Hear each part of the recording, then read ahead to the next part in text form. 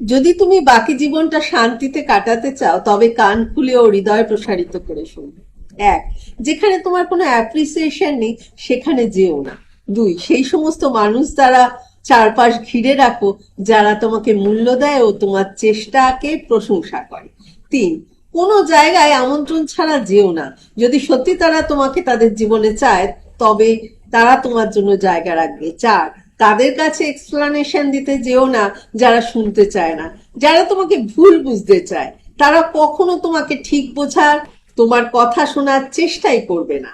পাঁচ, যারা ছেড়ে গেছে তাদের দ্বিতীয়বার সুযোগ দিও না। সবাই দ্বিতীয় সুযোগ ডিজার্ভ করে না।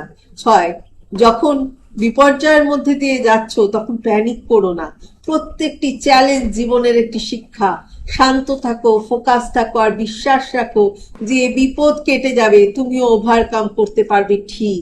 সাত, সেই বন্ধুকে হারিও না যে তোমার কঠিন সময়ে পাশে থেকেছে। তারাই তোমাকে ধরে রেখেছে যখন অন্যরা তোমার দিক থেকে পেছন ফিরেছে। সবশেষে বলি, সুখী হওয়া মানে তুমি যা লাভ করলে সেটা ঠিকই, যদিও কিন্তু কি তুমি যেতে দিলে সেটাও। ভালো থেকো, ভালোবাসায় থেকো।